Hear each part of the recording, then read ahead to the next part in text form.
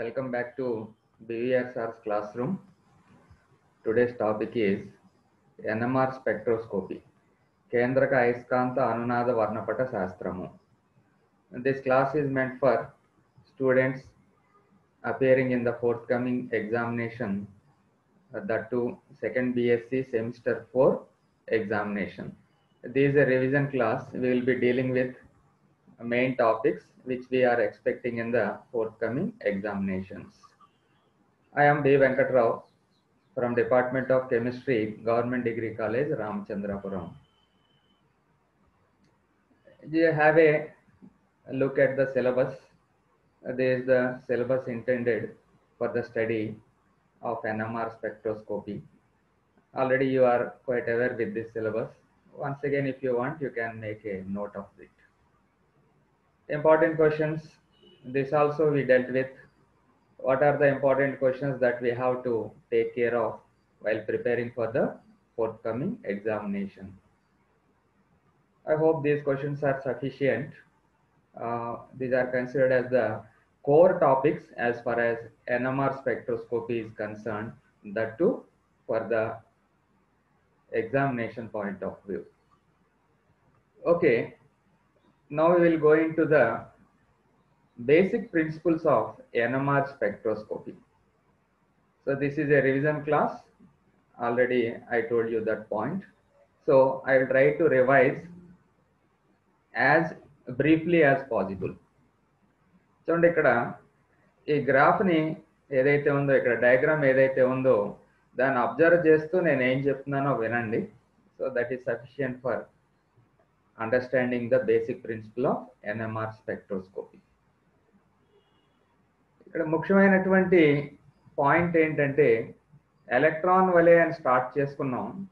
Electron వలె కేంద్రకాలు కూడా తమ చుట్టూ తాము తిరుగుతూ ఉంటాయండి. అది కామన్ ఫీచర్. ఎలక్ట్రాన్లు ప్రోటాన్లే కాకుండా చూడండి, భూమి సూర్యుడి చుట్టూ తిరుగుతుంది, అలాగే చంద్రుడు భూమి చుట్టూ తిరుగుతూ ఉంటాడు. అలాగే కామన్గా ఇవన్నీ కూడా పరిభ్రమిస్తూ ఉంటాయి. సో ఎలక్ట్రాన్ లాగా ఇక్కడ పరమాణువుల కేంద్రకాలు కూడా పరిభ్రమిస్తూ ఉంటాయి. అదే కాకుండా ఇంకొక ముఖ్యమైన విషయం ఏంటంటే, ఇవి ఆవేశాన్ని కలిగినటువంటి particles. They have spin and at the same time they are charged. Since they have spin as well as they are charged, they have ability to interact with magnetic field. Okay, so ఇలా భ్రమణం చెందుతున్న కేంద్రకాలు అయస్కాంత క్షేత్రాన్ని కలిగి ఉంటాయి. They themselves have magnetic field and that is why they act as spinning bar magnets. దండ అయస్కాంతం వలె ప్రవర్తిస్తాయి అనేది మేజర్ పాయింట్. సో ఇప్పుడు మనకు క్లారిటీ వచ్చింది. సో ఎలక్ట్రాన్ వలె ఈ ప్రోటాన్లు ఏవైతే ఉన్నాయో, మనం స్టడీ చేస్తున్నటువంటి ప్రోటాన్లు పిఎంఆర్ అయితే, సో ఇక్కడ ఈ ప్రోటాన్లు కూడా ఎలక్ట్రాన్ల వలె ఈ స్పిన్నింగ్ బార్ మ్యాగ్నెట్స్గా ప్రవర్తిస్తాయి అనేది స్టార్టింగ్ పాయింట్. ఓకే, మరి ఎలక్ట్రాన్లకి మనకు తెలిసినటువంటి విషయం ఏంటంటే, రెండు రకాలైనటువంటి స్పిన్ ఉంది.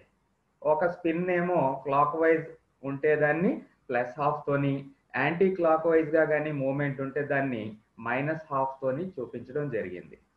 అదే రకంగా ఇక్కడ కేంద్రకాలకు కూడా ఇది వర్తిస్తుంది అని చెప్పి చెప్తాం అన్నమాట. ఈ అయస్కాంత క్షేత్రానికి గురి చేసినప్పుడు వాటికి కూడా +12 భ్రమణం కలిగిన కేంద్రకాలు బాహ్య అయస్కాంత క్షేత్రం చేత ఆకర్షించబడడం జరుగుతూ ఉంటుంది. ఓకే, ఎలక్ట్రాన్లకు ఎలాగైతే రెండు రకాలైన స్పిన్ ఉందో, ప్రోటాన్లు కూడా రెండు రకాలైనటువంటి స్పిన్ ఉంటుంది. ఒకటి +12, ఇంకొకటి -12 అని చెప్పుకున్నాం. కానీ ముఖ్యమైన విషయం ఏంటంటే, ఎక్స్టర్నల్ మ్యాగ్నెటిక్ ఫీల్డ్ ఏమీ లేనప్పుడు ఈ +12, -12 స్పిన్లు సేమ్ ఎనర్జీని కలిగి ఉంటాయి. అది ఇక్కడ చూపిస్తాను చూడండి, ఎనర్జీ లెవెల్ ఇది. సో ఒకే ఎనర్జీ కలిగి ఉంటుంది. కానీ వీటిని, ఈ ప్రోటాన్స్ని ఎక్స్టర్నల్ మ్యాగ్నెటిక్ ఫీల్డ్కి గురి చేసినప్పుడు మాత్రమే మనకి డిఫరెన్స్ అనేది కలిగి ఉంటుంది. అప్పుడు ఈ ఆల్ఫా స్పిన్ ఏదైతే ఉందో, అంటే +12 స్పిన్ ఏదైతే ఉందో, అది అయస్కాంత క్షేత్రం చేత ఆకర్షించబడి they get attracted into the magnetic field and its energy decreases. చూడండి ఎలా ఉందో. And what about the second type of spin? The second type of spin is minus half and it is denoted by the letter beta. And the protons which are having this type of spin, they are repelled in the magnetic field. Then what happens is they will have higher energy when compared with alpha type of protons. Okay, so in the absence of external field, their energy is same. But in the presence of an external magnetic field, what happens? The two orientations will have different energies. Okay, now what is the next point here is the proton having alpha spin may acquire some amount of energy and goes to higher energy level. And from this higher energy level, which is also called as beta spin, they come back to original level, that is alpha position. So in this way, there will be continuous transition from alpha spin to beta spin and beta spin to alpha spin. This is a routine process. Okay, this is a routine process. It continuously occurs. Now, what is important here is, since there is a continuous transition from alpha to beta and beta to alpha, this process is called as resonance. What type of resonance? Nuclear magnetic resonance. Okay, that is why it is called as NMR spectroscopy, nuclear magnetic resonance spectroscopy. Okay, we'll go back to the previous slide. Now what is happening is, you already know that there is alpha spin to alpha spin, transitions continuously taking place. Under these circumstances, what we will be doing is, we will be supplying some amount of energy in the form of radio frequency radiations. When we supply some amount of energy to these protons, then they absorb that energy and they go to higher energy level. Radio frequency ప్రాంతంలో మనం వికిరణాలను అందిస్తే alpha స్థితిలో ఉన్నటువంటి ప్రోటాన్లు ఆ శక్తిని గ్రహించి beta స్థితిలోకి, పై స్థితిలోకి వెళ్ళడం జరుగుతూ ఉంటుంది. ఓకే, అయితే ఇక్కడ ఇంకొక అతి ముఖ్యమైన విషయం ఏముంది అంటే, ప్రోటాన్లన్నీ కూడా ఒకే రకంగా ఉండవు. ప్రోటాన్లన్నీ ఒకే రకంగా ఉండవు అంటే అర్థం ఏంటి అంటే, కొన్ని ప్రోటాన్ల మీద ఎలక్ట్రాన్ల ఆవరింపు ఏదైతే ఉందో అది ఎక్కువగా ఉంటుంది, మరికొన్ని ప్రోటాన్ల మీద ఈ ఎలక్ట్రాన్ యొక్క మేఘం ఏదైతే ఆవరించి ఉందో అది తక్కువగా ఉంటుంది. ఈ ఎక్కువ తక్కువ ఎలక్ట్రాన్ మేఘ ఆవరింపు మనకి ఈ రేడియో ఫ్రీక్వెన్సీ ఏదైతే మనం పంపిస్తున్నామో వాటి విలువల్లో వ్యత్యాసాన్ని తీసుకొస్తుంది. అంటే కొన్ని ప్రోటాన్లేమో తక్కువ శక్తిని గ్రహించుకుని పై శక్తి స్థాయికి వెళ్తే, మరికొన్ని ప్రోటాన్లు ఎక్కువ శక్తి అవసరం అవుతుంది. సో ఈ రకంగా ఎక్కువ శక్తి అవసరం అవుతుందా, తక్కువ శక్తి అవసరం అవుతుందా అనే ఆధారంగా చేసుకుని మనం ఆ ప్రోటాన్ ఎటువంటిది అనేది గుర్తిస్తాం అన్నమాట. ఓకే, సో మనం చేసే పని అది.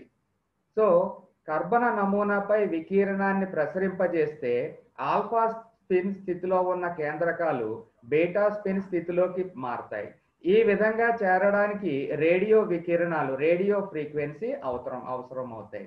కేంద్రకాలు తిరిగి సాధారణ స్థితికి వచ్చినప్పుడు వికిరణాలు విడుదల చేస్తాయి. వీటిని విశ్లేషించగా NMR వర్ణపటం వస్తుంది. కేంద్రకాలు ఆల్ఫా మరియు బీటా స్పిన్ స్థితిలో రెజొనెన్స్ చెందుతాయి ఉంటాయి కనుక దీన్ని న్యూక్లియర్ మ్యాగ్నెటిక్ రెజొనెన్స్ అని చెప్పి పిలుస్తారు. సో ఒకసారి మీకు చక్కగా రివైజ్ అయింది అని చెప్పి అనుకుంటున్నాను. ఇక్కడ ఉన్నటువంటి ఇంపార్టెంట్ పాయింట్ తర్వాత పారా చదివితే మీకు మొత్తం అంతా కూడా క్లారిటీ వచ్చేస్తుంది.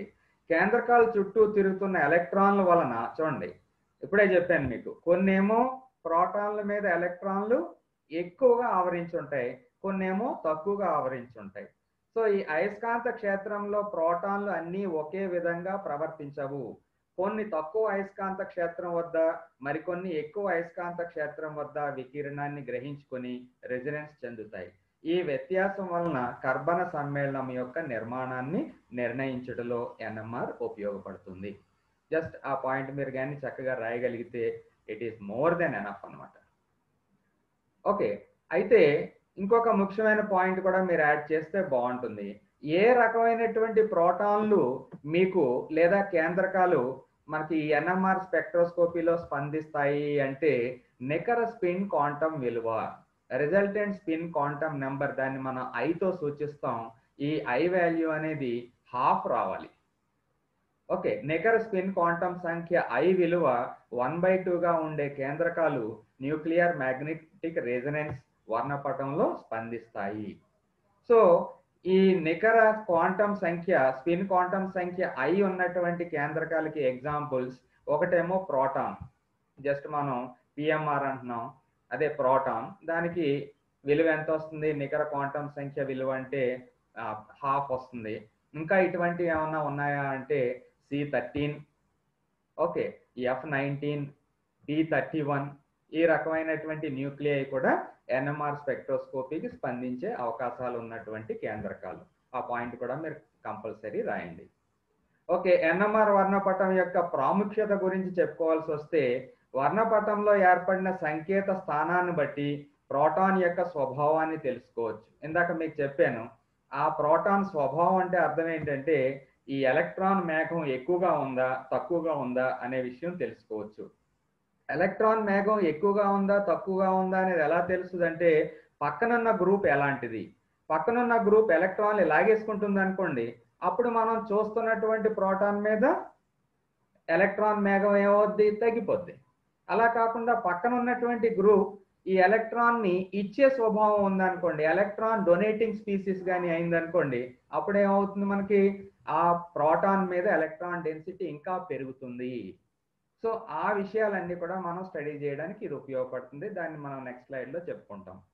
ఏర్పడిన సంకేతాల సంఖ్యను బట్టి పదార్థంలో ఉన్న ప్రోటాన్ల రకాలను తెలుసుకోవచ్చు. How many different types of protons are there in a given organic substance can be known very easily with this NMR spectroscopy. సంకేతం ఎంత ఎత్తులో ఏర్పడింది అనే దాన్ని బట్టి ప్రోటాన్ల సంఖ్యను తెలుసుకోవచ్చు. Basing on the height of that peak we can easily come to the conclusion regarding the number of protons that are present in the given molecule.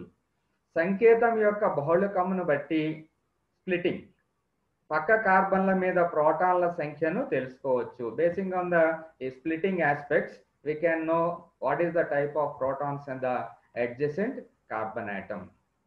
So అదంతా కూడా ఇప్పుడు దాకా చెప్పింది తెలుగు మీడియంలో ఉన్నటువంటి స్లైడ్స్ మీకు చూపించాను.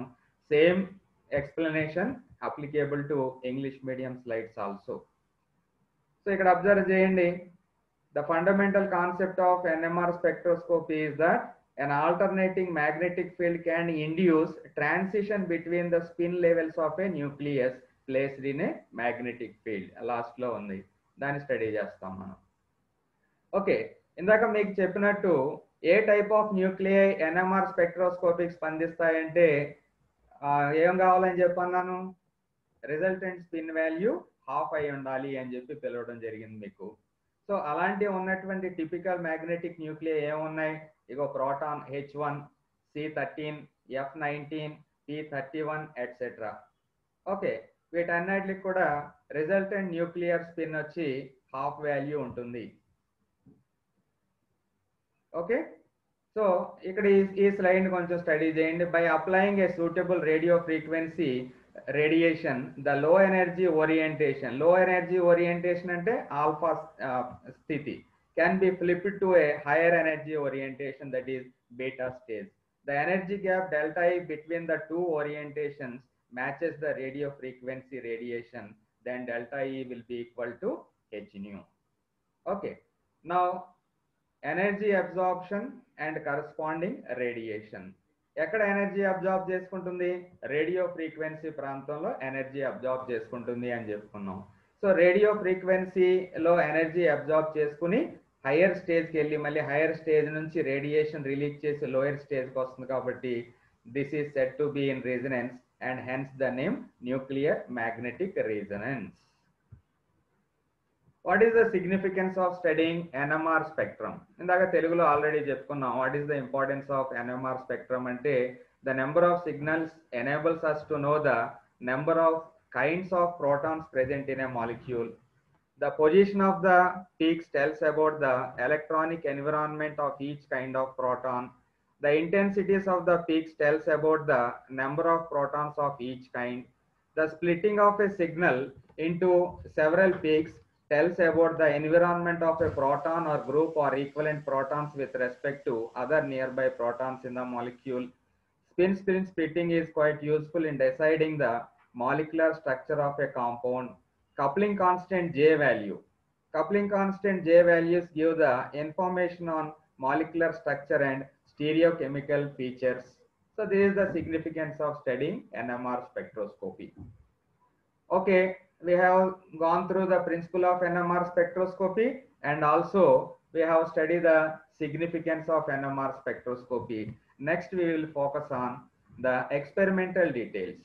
The experimental details contains, this is the schematic representation of NMR spectroscopy. ఇంత సింపుల్ గా ఉండదు. ఇది ఇన్స్ట్రుమెంట్ కాస్టే క్రోర్స్ లో ఉంటుంది అని చెప్పుకున్నాం గతంలో మనం. ఇక్కడ మనకి చాలా హై స్ట్రెంగ్త్ ఉన్నటువంటి మ్యాగ్నెట్స్ ఉంటాయి. 60, 80, 100 ఈ పాతవి. ఇప్పుడైతే చాలా ఎక్కువ మెగా హెర్జ్ ఉన్నటువంటి మ్యాగ్నెట్స్ ఉపయోగిస్తున్నారు. ఈ మధ్యలోనేమో శాంపిల్ పెట్టడానికి ప్లేస్ ఉంటుంది. Okay, this is the radio frequency oscillator. ఎందుకు ఉపయోగం ఏంటి అంటే రేడియో ఫ్రీక్వెన్సీ రేడియేషన్స్ ని జనరేట్ చేసి శాంపిల్ మీదకి పంపడానికి ఉపయోగపడుతుంది. ఇదేమో డిటెక్టర్, శోధకం. ఫైనల్ గా రికార్డర్, ఇన్ఫర్మేషన్ మనం ఇక్కడ రికార్డర్ లో తీసుకుంటాం. తర్వాత వెరీ ఇంపార్టెంట్ ఏరియా ఏంటి అంటే కెమికల్ షిఫ్ట్. చాలా జాగ్రత్తగా మీరు కెమికల్ షిఫ్ట్ చదవవలసి ఉంటుంది. కెమికల్ షిఫ్ట్ లో కొన్ని ఇంపార్టెంట్ టర్మ్స్ కూడా వస్తాయి మనకి. Position of signals and chemical shift అని, షీల్డెడ్ అండ్ డీషీల్డెడ్ ప్రోటాన్స్, ఇలాంటి టర్మ్స్ అన్ని వస్తాయి. నేను డీటెయిల్ గా సింపుల్ గా ఎక్స్ప్లెయిన్ చేయడానికి ట్రై చేస్తాను. స్టార్టింగ్ లో మీకు చెప్పింది ఏంటి అంటే మన స్టడీ అంతా కూడా ప్రోటాన్లకు సంబంధించినటువంటి స్టడీ. కానీ ఈ ప్రోటాన్లన్నీ కూడా అంటే కేంద్రకాలన్నీ కూడా ఒక రకంగా ఉండవు. మరి ఒక రకంగా ఎందుకు ఉండవు అంటే దాని మీద ఉన్నటువంటి ఎలక్ట్రాన్ మేఘానికి ఆధారంగా ఇవి మనం పంపించినటువంటి రేడియేషన్స్ కి స్పందిస్తూ ఉంటాయి. ఓకే, ఇప్పుడు ఈ ఫ్లిప్పింగ్ అనేది ఏదైతే ఉందో అంటే ఆల్ఫా స్టేజ్ నుంచి బీటా స్టేజ్ కి, మళ్ళీ బీటా నుంచి ఆల్ఫాకి ఇలా రావడం అయితే ఏదైతే ఉందో అక్కడ మనం సప్లై చేసినటువంటి ఎనర్జీ దేని మీద ఆధారపడి ఉంటుంది అంటే ఆ ప్రోటాన్ యొక్క బయట కవర్, ఎలక్ట్రాన్ కవర్ ఏ రకంగా ఉంది అనే దాని మీద ఆధారపడి ఉంటుంది. ఎలక్ట్రాన్ మేఘం బాగా ఎక్కువగా ఉంది అనుకోండి, ఎలక్ట్రాన్ మేఘం ఆ ప్రోటాన్ మీద బాగా ఆవరించి ఉంటే అటువంటి దాన్ని మనం షీల్డెడ్ ప్రోటాన్ అంటాం. షీల్డెడ్ ప్రోటాన్ అంటే రక్షణ పొందినటువంటి ప్రోటాను. సో ఆ షీల్డెడ్ ప్రోటాన్ని మనం ఫ్లిప్పింగ్ చేయాలనుకోండి. ఫ్లిప్పింగ్ చేయాలంటే కింద శక్తి స్థాయి నుంచి పై శక్తి స్థాయికి పంపించాలి అంటే ఎక్కువ శక్తి అవసరం ఉంటుంది. ఓకేనండి. అలాగే కొన్ని సందర్భాల్లో పక్కన ఏదైనా ఎలక్ట్రాన్ ని అట్రాక్ట్ చేసే గ్రూప్ ఉందనుకోండి, ఎలక్ట్రాన్ విత్డ్రాయింగ్ గ్రూప్ ఏదైనా ఉంది అనుకోండి, ఎలక్ట్రాన్ విత్డ్రాయింగ్ గ్రూప్ కానీ పక్కన ఉంటే ఈ ప్రోటాన్కి ఏమవుతుంది, ఈ ప్రోటాన్ మీద ఉన్నటువంటి ఎలక్ట్రాన్ డెన్సిటీ తగ్గిపోతుంది. ఎప్పుడైతే ఈ ప్రోటాన్ మీద ఉన్నటువంటి ఎలక్ట్రాన్ డెన్సిటీ తగ్గుతుందో అప్పుడు దాన్ని మనం డీషీల్డెడ్ ప్రోటాన్ అని చెప్పి పిలుస్తాం. ఎప్పుడైతే డీషీల్డింగ్ అయిపోయిందో రక్షణ లేమి అని పిలుస్తాం అనమాట. రక్షణ లేదు కాబట్టి అది మ్యాగ్నెటిక్ ఫీల్డ్ లో ఉంచినప్పుడు ఏమవుద్ది, తొందరగా ఇంటరాక్షన్ కి లోనయ్యి తక్కువ శక్తి దగ్గరే అది ఫ్లిప్పింగ్ జరుగుతుంది, కింద స్టేజ్ నుంచి పై స్టేజ్కి వెళ్ళడం జరుగుతుంది. దాన్ని మనం ఏమో డీషీల్డెడ్ అని చెప్పి పిలుస్తాం అన్నమాట. ఓకే, సో ఈ రకంగా షీల్డింగ్ ఉంటే ఎక్కువ శక్తి అవసరం ఉంటుంది, డీషీల్డింగ్ అని జరిగితే తక్కువ శక్తి దగ్గర ఈ ఫ్లిప్పింగ్ అనేది జరుగుతుంది అనే మీనింగ్ వచ్చేలాగా ఈ స్లైడ్ అంతా కూడా ఎక్స్ప్లెనేషన్ ఇస్తుంది. అయితే ఏంటి ఇప్పుడు కెమికల్ షిఫ్ట్ అంటే ఏంటి? మరి షీల్డెడ్ అని చెప్తున్నాం, డీషీల్డెడ్ అనే పదం వాడుతున్నాం. మరి దీనికి ఒక రిఫరెన్స్ అంటూ ఉండాలి కదా. ఇంత ఉంటే షీల్డెడ్, ఇంత ఉంటేనేమో డీషీల్డెడ్ అని చెప్పడం కోసం ఏం చేస్తాం అంటే we take a standard in the form of tetramethylsilane, TMS. Okay, ఈ టెట్రామెథైల్సిలేన్ TMS దాన్ని ఒక ప్రమాణకంగా తీసుకుని దానికి వాల్యూ 0 ఇచ్చి దాంతో కంపేర్ చేస్తాం అనమాట. ఒకసారి మీకు అది ఈ స్లైడ్ చూపిస్తాను. ఇది చూడండి. ఈ స్లైడ్లో కెమికల్ షిఫ్ట్, రసాయన స్థానాంతరణం. ఈ రసాయన స్థానాంతరంలో టిఎంఎస్ పీక్ ఇక్కడ చూడండి, టెట్రామిథైల్ సిలేన్. టెట్రామిథైల్ సిలేన్ కి ఆర్బిటరీగా మనం 0 వాల్యూ ఇచ్చుకున్నాం ఇక్కడ. ఓకే, దీనికి 0 వాల్యూ ఇచ్చి మిగిలిన ప్రోటాన్లన్నీ కూడా ఎలా బిహేవ్ చేస్తున్నాయి అనేది చూస్తున్నాం. ఒకవేళ డీషీల్డింగ్ ఉంది అనుకుందాం. డీషీల్డింగ్ అంటే అర్థం ఏంటి? రక్షణ లేమి, అంటే ఎలక్ట్రాన్ సాంద్రత తక్కువగా ఉంది. ఎలక్ట్రాన్ సాంద్రత తక్కువగానే ఉంటే అప్పుడు అది లోయర్ ఫీల్డ్, అంటే తక్కువ శక్తి దగ్గరే ఫ్లిప్పింగ్ అనేది జరుగుతుంది. ఓకేనండి. అలాగే ఇంకొక రకమైనటువంటి కండిషన్ చూద్దాం, షీల్డెడ్ ఎఫెక్ట్. షీల్డెడ్ ఎఫెక్ట్ అంటే మీనింగ్ ఏంటి? ఆ ప్రోటాన్ చుట్టూ ఎలక్ట్రాన్ డెన్సిటీ ఎక్కువగా ఉంది, అంటే పక్కన ఎలక్ట్రాన్లు లాగేసుకునే గ్రూప్ ఏది లేదు. అలాంటి టైంలో దాన్ని ఫ్లిప్పింగ్ చేయడానికి కావాల్సింది ఏంటి? ఎక్కువ శక్తి అవసరం ఉంటుంది. ఎక్కువ శక్తి అవసరం ఉంటే ఇదిగో హై ఫీల్డ్ దగ్గర, అంటే దగ్గర టిఎంఎస్ కి దగ్గరగా అది పీక్ ఏర్పరచడం జరుగుతుంది. ఓకేనండి. సో ఈ రకంగా ఎక్కువ శక్తి కానీ అవసరం అయితే, అంటే షీల్డింగ్ కానీ జరిగితే దాన్నేమో అప్ ఫీల్డ్ దిశకి జరుగుతుంది అని చెప్పి అంటాం. ఇగో అప్ ఫీల్డ్ అనే పదం ఇక్కడ వాడాము. అలా కాకుండా లోయర్ ఫీల్డ్ డీషీల్డింగ్ ఎఫెక్ట్ కానీ ఉంటే అదేమో డౌన్ ఫీల్డ్, అంటే ఇటువైపు ఈ డౌన్ ఫీల్డ్ వైపుకి జరుగుతుంది అని చెప్పి అన్నాం అనమాట. సో ఇలాగ డౌన్ ఫీల్డ్ వైపుకి జరుగుతుందా లేదా అప్ ఫీల్డ్ వైపుకి వెళ్తుందా అనేది దేంతో చెప్తాం మనం? టెట్రామిథైల్ సిలేన్ ని స్టాండర్డ్ గా తీసుకుని చెప్తున్నాం. ఇంతకంటే ఎక్కువ అంటే దీనికి రైట్ సైడ్ ఏముండదు, ఏదున్నా సరే దీనికి లెఫ్ట్ సైడే ఉంటుంది. సో ఈ ప్లేస్ నుంచి, అంటే 0 వాల్యూ నుంచి ఇచ్చినటువంటి ప్రోటాన్ ఎంత దూరంలో ఉంచబడింది ఈ పర్టికులర్ ఫీల్డ్ లో అనే దాన్నే మనం కెమికల్ షిఫ్ట్ అని చెప్పి పిలుస్తాం. దాన్నే రసాయన స్థానాంతరణం అని చెప్పి పిలవడం జరుగుతుంది. అది మీనింగ్ కెమికల్ షిఫ్ట్ అంటే. సో కెమికల్ షిఫ్ట్ బ్యాక్గ్రౌండ్ ఏంటి? కంప్లీట్ గా అది షీల్డెడా డీషీల్డెడా, అంటే దీన్ని బట్టి మనకి ఏం తెలుస్తుంది? కెమికల్ షిఫ్ట్ ని బట్టి పక్క ప్రోటాన్స్ మీద లేదా పక్క కార్బన్ మీద ఏ గ్రూపులు ఉన్నాయి అనే విషయాన్ని మనం అర్థం చేసుకోవడానికి అవకాశం ఉంది. సో రిఫరెన్స్ ఏంటి? ఇక్కడ టెట్రామిథైల్ సిలేన్ ని రిఫరెన్స్ గా తీసుకుని ఇక్కడ నుంచి నువ్వు కన్సిడర్ చేస్తున్నటువంటి ప్రోటాన్ ఎంత జరిగింది అనే దాన్నే మనం కెమికల్ షిఫ్ట్ అంటాం. దాన్ని రసాయన స్థానాంతరణం అని చెప్పి పిలవడం జరుగుతుంది. దీన్ని మెజర్ చేయడానికి ఇప్పుడే చెప్పాను మీకు, టిఎంఎస్ టెట్రామిథైల్ సిలేన్ అనే దాన్ని స్టాండర్డ్ గా తీసుకుంటాం అనుకున్నాం. ఆ స్కేల్ పేరేమో డెల్టా స్కేల్. డెల్టా స్కేల్ కానీ టౌ స్కేల్ కానీ ఉపయోగిస్తాం. డెల్టా స్కేల్ ఏమో 0 to లెఫ్ట్ సైడ్ కి ఏమో 10 వరకు ఉంటుంది. దానికి రివర్స్ లోనేమో మనకి టౌ స్కేల్ ఉంటుంది. ఈ వాల్యూ అనే దాన్ని ఈ పీపీఎం లో రిప్రజెంట్ చేస్తాం. దానికి సంబంధించినటువంటి ఫార్ములా ఇదేమో టెట్రామిథైల్ సిలేన్ యొక్క ఫార్ములా SiCH3 4 times. ఓకేనండి. సో కెమికల్ షిఫ్ట్ ని ప్రాక్టీస్ చేయండి. ఇప్పుడే మీకు చెప్పాను, ఇంకో వేరు గ్రూపులు కానీ ఉంటే కరస్పాండింగ్ గా మీకు ఈ డెల్టా వాల్యూ వేరుగా ఉంటుంది. దీనికి రివర్సే టౌ వాల్యూ. ఓకే, ఈ వాల్యూస్ అన్ని కూడా కొంచెం అలా చూడండి ఒకసారి, ఎక్కువగా దాని మీద ఏమి కాన్సన్ట్రేట్ చేయక్కర్లేదు. కొన్ని సందర్భాల్లో మనకి కెమికల్ షిఫ్ట్ లేదా రసాయన స్థానాంతరం అనేది ఎస్ఏ క్వశ్చన్ గా కూడా అడుగుతూ ఉంటారు 10 మార్క్స్. అలా 10 మార్క్స్ గా అడిగినప్పుడు మనం ఇందాక చెప్పుకున్నటువంటి పాయింట్స్ అన్ని రాస్తూ ఆ factors effecting this chemical shift అనేది రాయాలి. ఒకటి ప్రేరిత ప్రభావము, ఇండక్టివ్ ఎఫెక్ట్ గురించి ఎక్స్ప్లెయిన్ చేయాలి. ఒకసారి చదివితే మీకు ఇది అర్థమవుతుంది. ఓకే, ఇంకొకటి వాండర్వాల్స్ రక్షణ లేమి, అంటే వాండర్వాల్స్ డీషీల్డింగ్. షీల్డింగ్ డీషీల్డింగ్ అనే పదాలు నేను ఇంట్రడ్యూస్ చేశాను. వాండర్వాల్ రక్షణ లేమి అంటే వాండర్వాల్ డీషీల్డింగ్ వల్ల మనకి ఇది ఎలా బిహేవ్ చేస్తుంది అనేది ఇంకో ఫ్యాక్టర్. తర్వాతది ఎనైసోట్రోపిక్ ఎఫెక్ట్, విషమదైసిక ప్రభావం. ఎనైసోట్రోపిక్ ఎఫెక్ట్ వల్ల కూడా ఏ రకంగా మనకి ఈ మార్పులు వస్తున్నాయి అనే విషయాన్ని స్టడీ చేయడానికి ట్రై చేయండి. మనం ఇంకొక కోర్ ఏరియా ఎన్ఎంఆర్ స్పెక్ట్రోస్కోపీలో applications of NMR spectroscopy very important. మీరు ప్రీవియస్ పేపర్స్ కానీ చూసినట్టయితే ఏదో ఒకటో రెండో ఇచ్చి దాని గురించి ఎక్స్ప్లెయిన్ చేయమంటున్నారు. ఇక్కడ కొన్ని కాంపౌండ్స్ ని స్టడీ చేయడానికి ట్రై చేద్దాం. ఇందులో మనకి NMR spectrum of ethyl bromide ని టేకప్ చేద్దాం. NMR spectra of ethyl bromide ని టేకప్ చేసినప్పుడు ఇందులో how many types of protons are there? ఇక్కడ చూడండి 2 టైప్స్ ఆఫ్ ప్రోటాన్స్. ఇదేమో CH3 గ్రూప్ లో ఉన్న ప్రోటాను, ఇది CH2 గ్రూప్ లో ఉన్న ప్రోటాన్. ఇవి రెండు ఒకటి కాదు, రెండు వేరు వేరు. సో వేరు వేరు కాబట్టి ఎన్ని పీక్స్ వస్తాయి? ఒకటేమో CH3 వల్ల ఒక పీక్ వస్తుంది, ఇంకోటేమో CH2 వల్ల ఇంకో పీక్ వస్తుంది. Hence spectrum shows 2 peaks. ఓకేనండి. ఆ పీక్స్ కూడా మళ్ళీ స్ప్లిట్ అవుతాయి, దాన్నే స్పిన్ స్ప్లిట్టింగ్ అంటాం. ఈ స్పిన్ స్ప్లిట్టింగ్ అనేది ఏ రూల్ ప్రకారంగా జరుగుతుంది అని చెప్పి నేర్చుకున్నాం మనం? N+1 రూల్ ప్రకారంగా జరుగుతుంది అని చెప్పాం.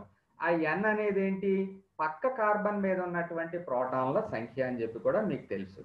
For example, hydrogen atoms of CH3 shows A triplet. ఈ ట్రిప్లెట్ అనేది ఎందుకు వచ్చిందంటే ఇక్కడ 3 ప్రోటాన్లు ఉన్నాయి కాబట్టి ట్రిప్లెట్ కాదు. N+1 = 2+1. ఈ 2 ఎక్కడి నుంచి వచ్చింది? Due to 2 hydrogen atoms of adjacent CH2. చూడండి, మనం ఈ CH3 గురించి చదువుతుంటే ఏది కన్సిడర్ చేయాలి? మనకి పీక్స్ ఎన్ని వస్తాయి అనేది పక్కన ఉన్నటువంటి కార్బన్ మీద ఎన్ని ప్రోటాన్లు ఉన్నాయో చూసి దానికి +1 యాడ్ చేసుకుంటే those many number of peaks will be observed. అంటే ఎన్ని వస్తాయి దీనికి? CH3కి ట్రిప్లెట్ వస్తుంది. ఓకేనండి.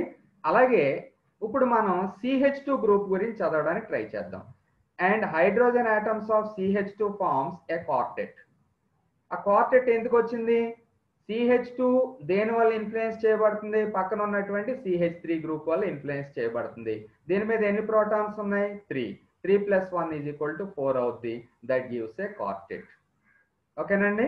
సో ఈ రకంగా మనం N+1 రూల్ అప్లై చేసి ఆ స్ప్లిట్టింగ్ అనేది ఎలా జరుగుతుంది, దాని నుంచి ఎన్ని పీక్స్ వస్తాయి కూడా ఒకసారి గుర్తుపెట్టుకుని వర్కౌట్ చేయడానికి ట్రై చేయాలి.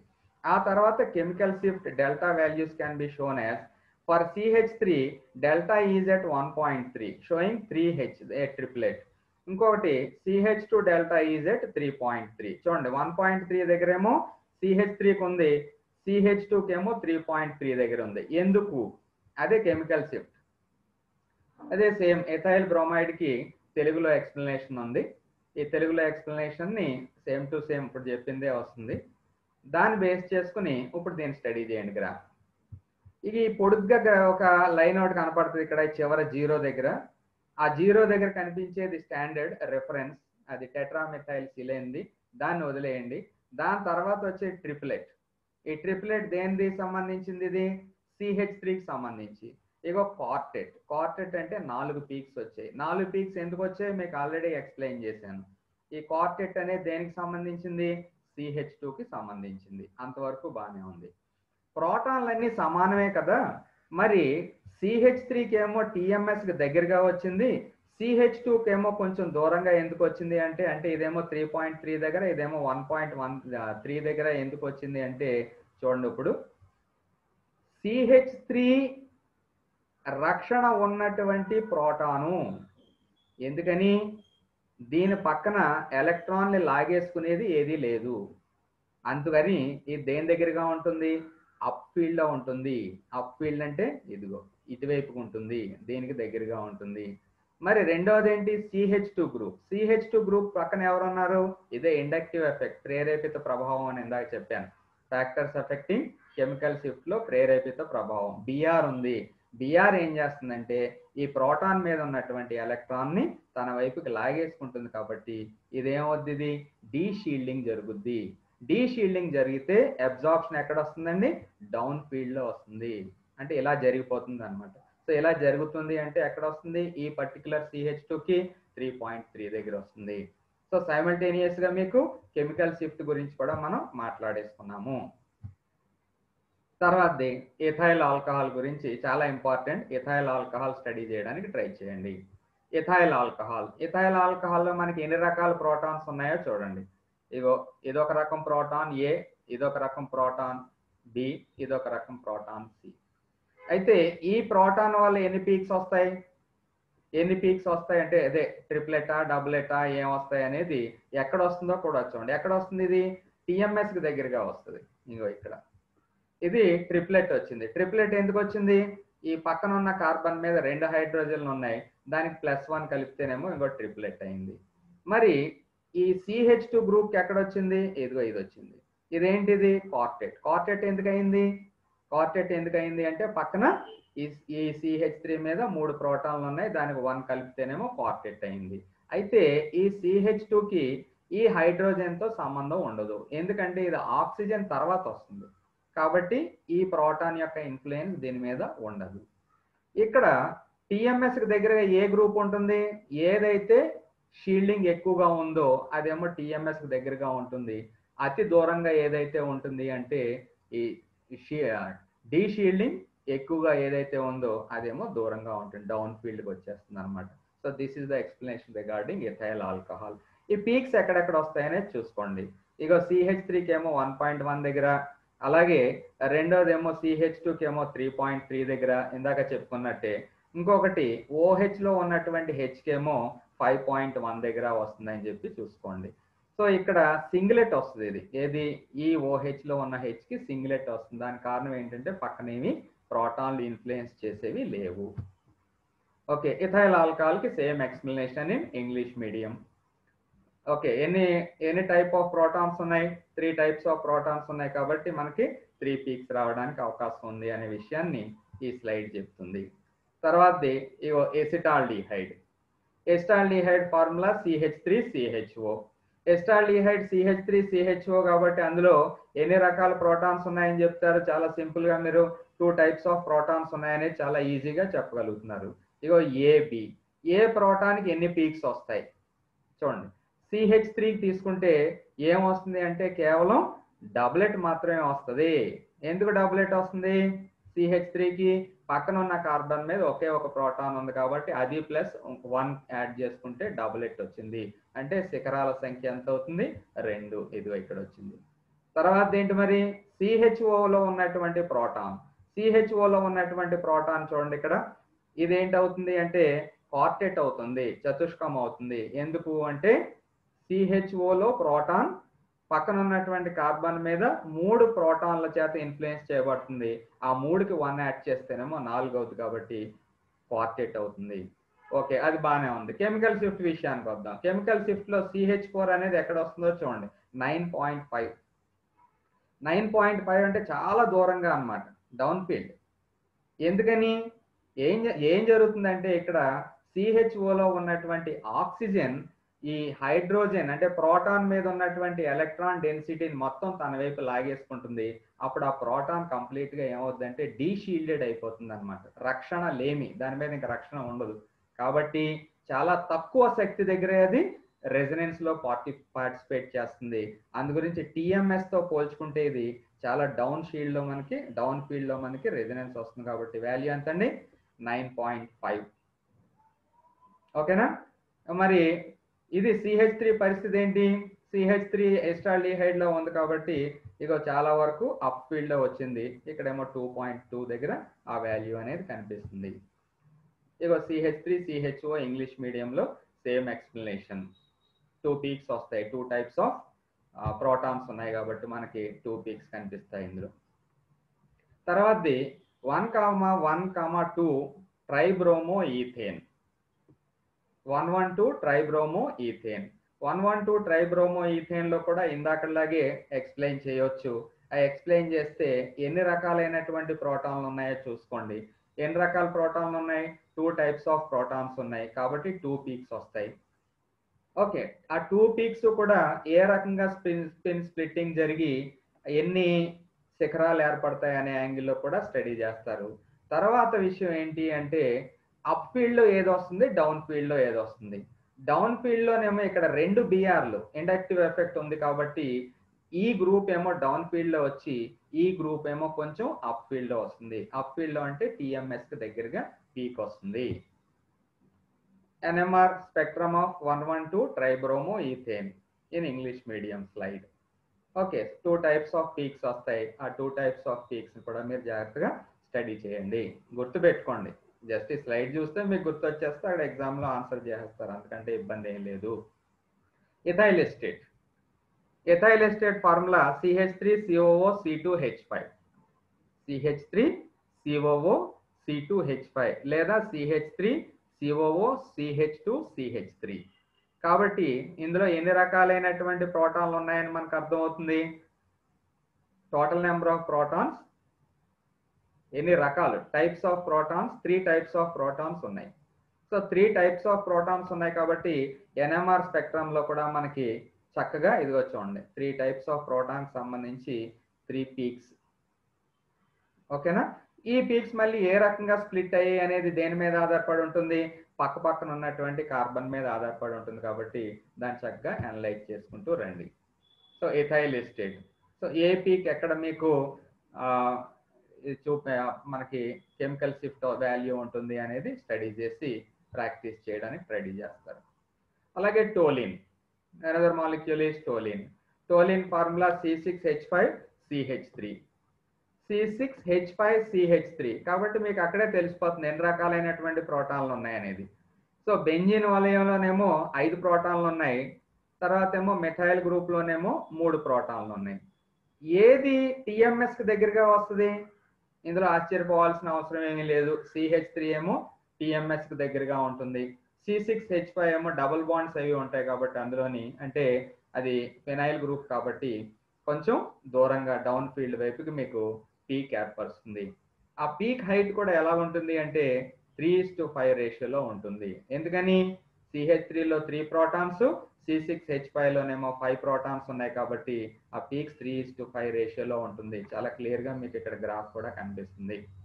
ఏది ఎక్కడ మీకు పీక్స్ ఇస్తుందో కెమికల్ షిఫ్ట్ వాల్యూస్ చూడండి. కెమికల్ షిఫ్ట్ వాల్యూ డెల్టా ఈ CH3 గ్రూప్ కి ఏమో 2.3 వచ్చింది, అలాగే C6H5 లో ఉన్నటువంటి ప్రోటాన్ల యొక్క డెల్టా విలువ 7.3 దగ్గర వచ్చింది.